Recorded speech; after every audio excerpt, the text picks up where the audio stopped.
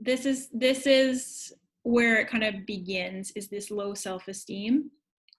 And how we perceive failure is one of the things that keeps us locked in a box. So if you think of like where we need our, what we know is kind of in a box, and who we want to be is outside of that box, we have to break through this barrier of the box, right? But what happens is we hit up against it and we up what's called upper limit. So we get close to getting outside of the box, but our body, because it's conditioned, wants to keep us inside the box. So it'll pull us back in with these programs of low self-esteem. And that can look like, self-sabotage. It can look like making excuses. It can look like picking a fight. All of these are signs that we're upper limiting, okay? Especially when things are getting too good, like things just feel like, oh my God, I don't know if I can handle all this goodness in my life. The other shoe is gonna drop, kind of that sensation or that feeling or that belief is a sign that you've upper limited.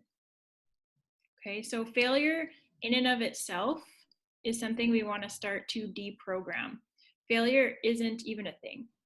It's making mistakes is part of the learning process of human beings. We need to make mistakes in order to course correct, in order to learn, in order to play, right? Like at the end of the day, we're all kids playing. With these like adult costumes on, but we really are figuring this out. And again, this COVID situation is showing us this is a giant experiment. Nobody knows what they're doing. And all of us were kind of fed a lie at one point that adults know better, they know the best, they know the way, they know what's going on. And that's not true.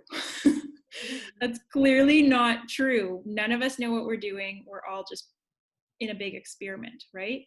So if we can remember that and integrate that and deal with that, grieve that lie that we've been told, then we can start to course correct and play. And being shamed for making mistakes is abuse. It's either self-abuse or it's abuse of other people. Whenever you're shaming people, either purposefully or not purposefully, you're creating an unsafe environment for learning, right?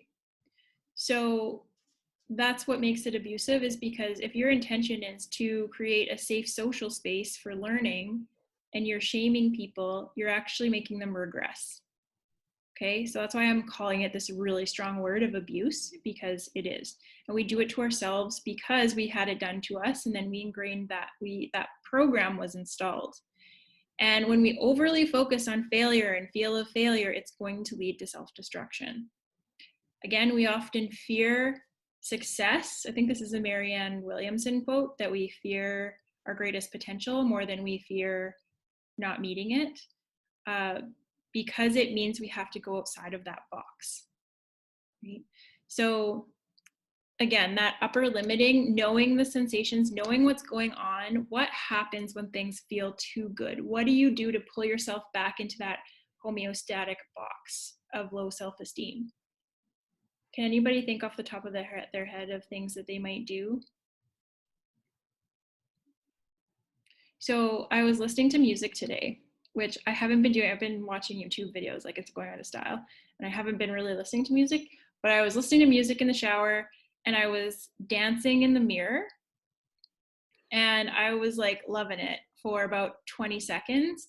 And then all of my self-consciousness came in, and I'm by myself in my apartment. There's nobody else here, but I just got self-conscious, and I was like, glanced in the mirror and was like, oh, like just like things that happen that pull me back into my box, right? So instead of being able to have fun and be loose and get in my feminine and move my hips and my body, I find ways to go back into that low self-esteem.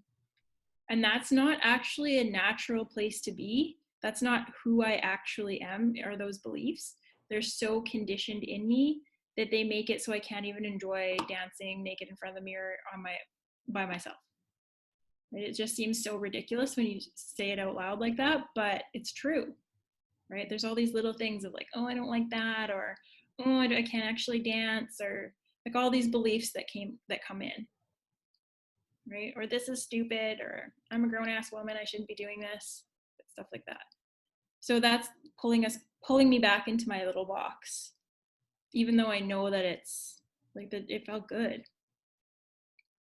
And then using past failures to abuse ourselves and to limit us from going forward. I want you to think about the way that you beat yourself up for things that went wrong in the past, for maybe not getting what you wanted and feeling like a failure, or feeling humiliated or rejected because of something that didn't work out for you the way you thought it should. So these